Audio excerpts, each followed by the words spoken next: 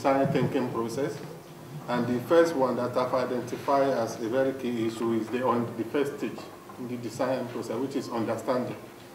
So it gives me the idea that the students must thoroughly immerse themselves in learning and be able to ask questions and be able to carry out research. And the second one is also about prototyping that gives an insightfulness about the problem at hand. And the third one may be under testing, functional correctness. So the functional correctness of the design. It is not all the aspect of the design that will be correct. Some you have done it when people critique, you see that some are correct, some are not correct. So it gives a kind of good feedback. Do you have any comments about the power of this process given the characteristics of the challenge? I think that often in the work that we do, we don't want to admit that we don't know and that there's something too complex for us to figure it out. We want to use our tried and true method. So I think that's the biggest thing to me anyway, is that people have a safe place to admit that this is a complex problem. So when you give two structural engineers saying that you're using reinforced concrete and porous steel, what is the dimension of the beam you want to span this, right? And this is known and this is unknown. So there are times that you know what you know, or you know what is unknown, right? You know what you need to find out. The really interesting space is where you don't know what you don't know, right?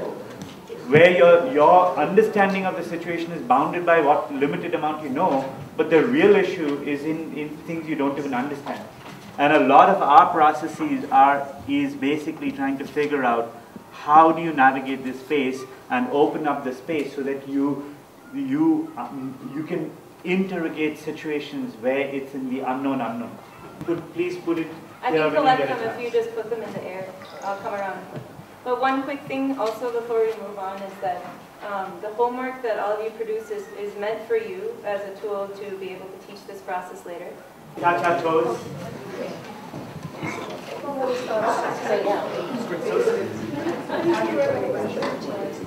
All right, let's settle down. Where you're going to design a new course.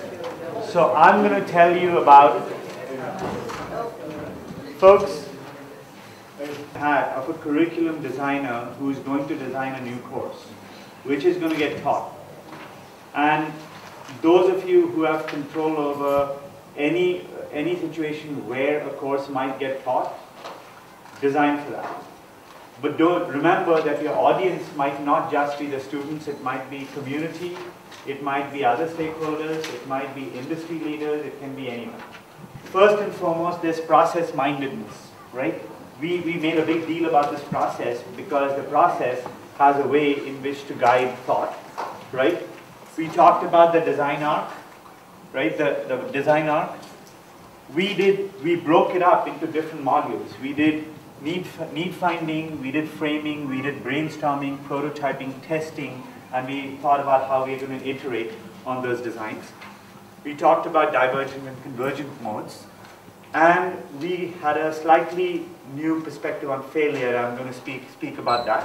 How do we test for early failure? And what we did, you didn't realize, is that we took charge of different parts of your brain and said, now you're going to use this part of your brain, now you're going to use that part of your brain. And when you were doing need finding, you were curious and empathic and observant. And then you were reflective when you were doing synthesis. When you were thinking about how might we, you were envisioning a different way in which to operate. When we were down selecting, you were being evaluative. Deductive thinking is essentially posing a hypothesis and then creating a test to prove it true or false. And if it's true or false either way, it advances your understanding of what that hypothesis is, allowing you to follow it up with the next hypothesis. That's how science progresses, right? Inductive thinking is pattern recognition. So if you see 100 crows that are black, you say all crows are black. But of course, in Africa, we have crows that are not all black. You're actually not using the prefrontal cortex, but using what's called the limbic system, which is a loose term for 30 or 40 other parts of your brain, which allows you to think in a different way, which is imagining possibilities that don't exist yet, right? So supposing, if, God forbid, but if this building was on fire and the door wasn't opening, you would find an entirely new function for the chair you're sitting on, right? Right? Imagining rules that don't exist yet. But once you have those rules, people are going to behave in different ways. So in a sense, policy making and law making is reproductive thinking, because you're laying down laws with the sense that if you lay down these laws, people are going to change. You're going to change behavior, even though you know that your regulatory mechanism is never going to be able to span to the point where you can monitor every person's behavior. But you know that if you make these shifts in the laws, people are going to behave in a certain way.